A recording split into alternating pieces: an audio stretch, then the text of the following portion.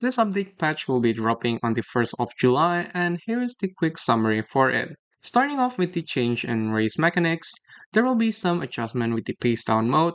First off, the deceleration of the pace down mode will be changed to a fixed value of 0.5. Previously, in each section of the race, there is a deceleration for each phase. So if your Uma gets to a head, she will get pulled back hard.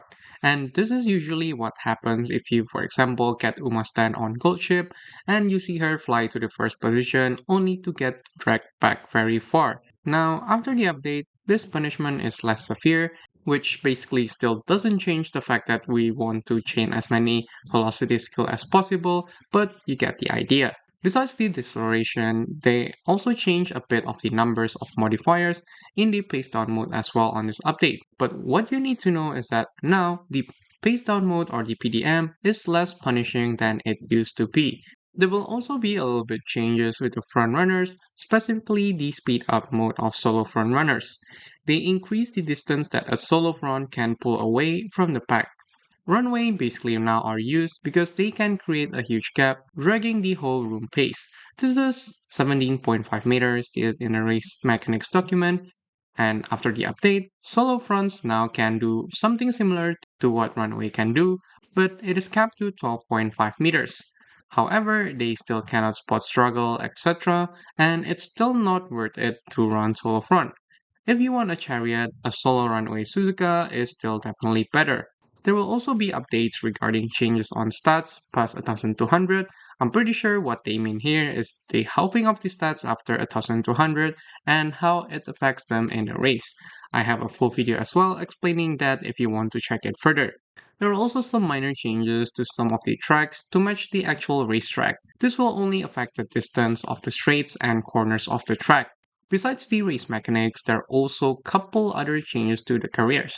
First of all, there will be a lot of buff for the secret events of your Umas. There actually are too many of them to be listed one by one here, but mostly it's just a little bit more stats on the secret event, or more skill hints, or just more skill points. There will also be a minor buff for the New Year Select event for both the stats option. As for the classic year, it gives you plus 25 stats instead of plus 10 stats only. And as for the senior year, you get plus 8 all stats instead of the usual 5. There will also be some changes on the dating event or outings with your Uma.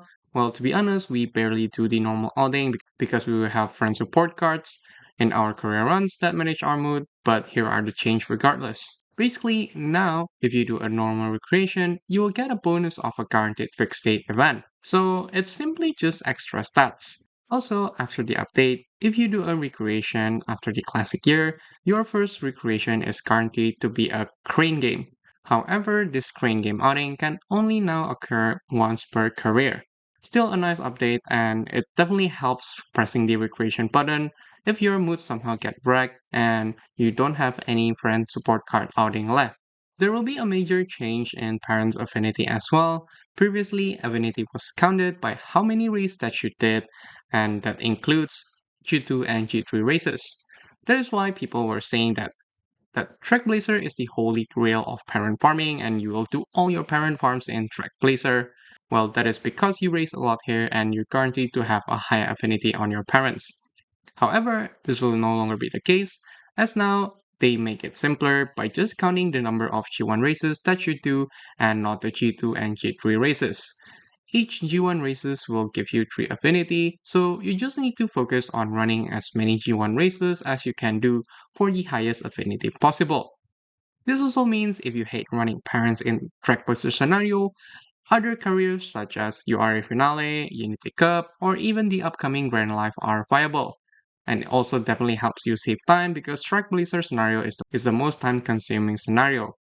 Obviously, the previous affinity mechanic stays the same, like if you share the same G1 races with parent and grandparents, you get higher affinity, which is 3 for each same shared G1 races now, by the way.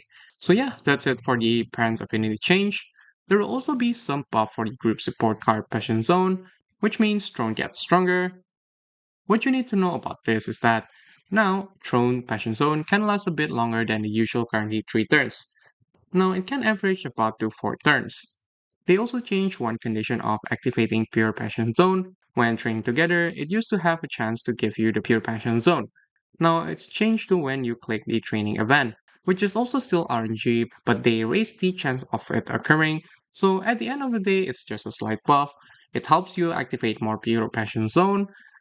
There will be also a lot of skill changes on uniques, recovery skills, and speed skills. They made some of the unique easier to activate, also changed the activation condition of some UMA's unique and skills, and also the activation timing of some skills. There's quite a lot to cover on this part as well, but I also already covered this on my other video if you want to check that out. Gold City Unique also gets a major buff. Her effect changed from increased acceleration into increased target speed.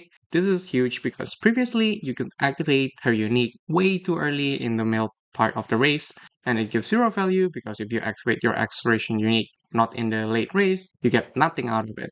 So this is a massive stance for the Gold City Oshi players. There's also a little bit change on these debuff skills.